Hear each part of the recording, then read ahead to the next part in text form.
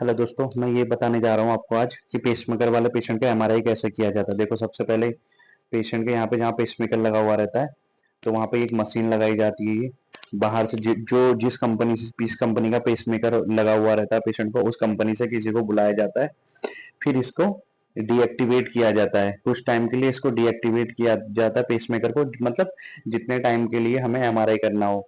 इसको कम से कम 2 से या 3 घंटे तक इसको डीएक्टिवेट कर सकते हैं, और उससे ज्यादा कितने टाइम तक कर सकते हैं वो कंपनी से बताते हैं आपको। मैंने देखो, ये पूरा प्रोसेस प्रोसेस कर रहे हैं कि कैसे हम डीएक्टिवेट करेंगे इसको। वो पूरा इसको प्रोसेस कर रहे हैं कि डीएक्टिवेट कैसा। पहले जो पेसमेकर आते थे उसमें ऐसी कोई सुविधा होती नहीं थी डीएक्टिवेट करने की। तो अब क्या होता है, अब ये नया जो लेटेस्ट पेसमेकर लग रहे हैं इसमें डीएक्टिवेट कर सकते हैं, और इसमें एमआरआई करने की फैसिलिटी होती है।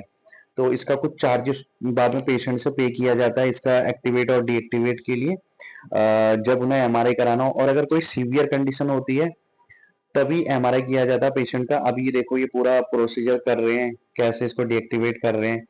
और ये मेरा थर्ड केस था, जो मैंने पेसमेकर वाले पेशेंट का एमआरआई किया था। इससे पहले भी 2 केस में ऑलरेडी कर चुका था, लेकिन कुछ केस में कभी भी आप पहले पेशेंट से कंफर्म करें कि जो आपका पेसमेकर लगा हुआ है एमआर कंफर्टेबल है या नहीं है। अगर रिस्क ना लें, अगर एमआर कंफर्टेबल ना है या पेशेंट को कभी कभार पेशेंट को लगता है कि जैसे उसको स्टंट लगा हुआ है, तो उसको लगता है कि हाँ मेरा पेसमेकर ही तो नहीं लगा। तो आप श्योर करें कि पेशेंट को कहीं पेसमेकर तो नहीं है। अगर आप पेशेंट श्योर नहीं है तो उसका एक्सरे कर लें, या इस सिटी में एक स्कैनोग्राम ले लें, तो आपको पता लग जाएगा कि पेसमेकर लगा हुआ है नहीं लगा हुआ है। और कितने केस में पेशेंट को पता नहीं होता, और कितने केस में पेशेंट को पता नहीं होता कि मेरा एमआर कंफर्टेबल है या नहीं है। तो रिस्क ना लें, और पेशेंट की लाइफ के लिए भी बहुत बड़ा रिस्क है। तो उसका एमआरआई आप ना ही करें तो बेटर रहेगा।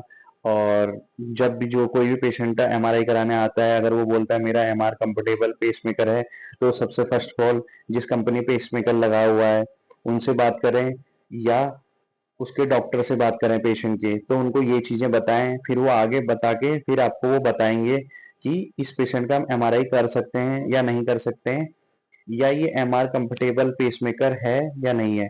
अभी देखो, इन्होंने जो इंजीनियर हैं ये सारा कुछ कर रहे हैं।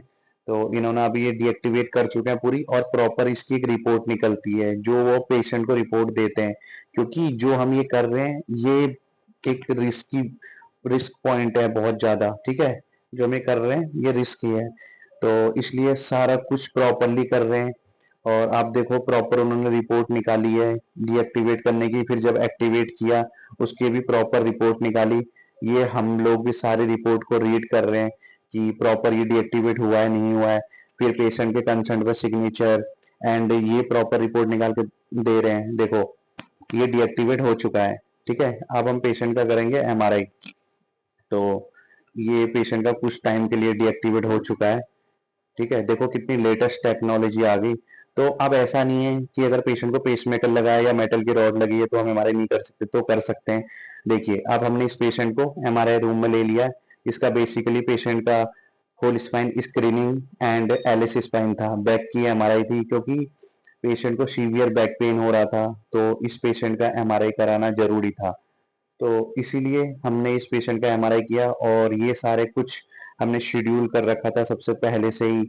तो इस उस बेसिस पे इसका एमआरआई पूरा प्लान किया हुआ था। देखिए, कंप्लीट हो चुका है पेशेंट का स्कैन, ठीक है। और इसकी डबल स्टडी थी। सारा स्कैन कंप्लीट होने के बाद फिर पेशेंट का अभी डीएक्टिवेट है, और ये पेसमेकर वाला पेशेंट है, आप देख सकते हैं पेसमेकर लगा हुआ है पेशेंट को, ठीक है। अब वही प्लान सारा कुछ दोबारा से होएगा। सारा से फिर से पेसमेकर को एक्टिवेट किया जाएगा। अभी जो कुछ टाइम के लिए जिसका जिसको डीएक्टिवेट किया गया है हमारी लैंग्वेज में, ये देखिए पूरा सेम प्रोसीजर दोबारा से चल रहा है पेसमेकर को एक्टिवेट करने का, ठीक है। ये प्रॉपर अभी भी एक एक चीज ये कम से कम 10 टाइम्स चेक करते हैं कि ये एक्टिवेट हुआ या नहीं हुआ, या कुछ छूट तो नहीं गया। तो ये प्रॉपर पूरा ध्यान देके ये चीजें करी जाती हैं, और बकायदे एक रिपोर्ट निकलती है, उसके बाद ही सारी चीजें देखी जाती हैं। ये देखिए, ये हमें बता रहे हैं कि ऐसे ऐसे ये इसमें होता है, और ऐसे क्या क्या मोड चेंज करना। तो दोस्तों, आज मैंने आपको दिखाया कि अब ऐसी टेक्नोलॉजी आ गई है। देखिए, वो स्कैन मैंने वहीं पे ही खत्म कर दिया था, तो पेशेंट का एक्टिवेट कर दिया गया पेसमेकर, और वो एक दोबारा से अपनी वही जर्नी स्टार्ट कर सकता है, और उसका एमआरआई भी कंप्लीट हो चुका है। तो आज के टाइम पे बहुत लेटेस्ट टेक्नोलॉजी आ चुकी है और बहुत आगे दुनिया जा चुकी है। तो किसी भी कोई भी चीज़ अब मुश्किल नहीं है। तो हर चीज़ का ऑप्शन है। देखिए, एक टाइम पे होता पेसमेकर का एमआरआई नहीं करते थे, पेसमेकर कितना रिस्की एमआर में होता था। लेकिन आज के टाइम पे आप आराम से आप पेसमेकर वाले पेशेंट का एमआरआई करा सकते हैं। लेकिन उसके लिए आपको सारे प्रोटोकॉल फॉलो करने होंगे, और सारा, और कभी भी आप कहीं पे भी एमआरआई करने जाएँ या आपको कोई प्रॉब्लम हो रही है, आप एमआरआई कराने जा रहे हो, तो रिसेप्शन पे और टेक्नीशियन को और जहाँ पे भी आप जा रहे हो तो ज़रूर बताएँ।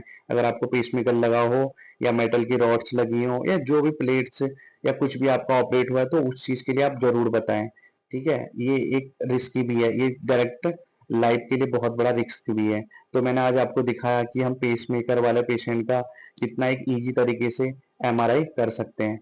चलिए दोस्तों, मिलते हैं आपको एक नेक्स्ट वीडियो में। Okay, bye.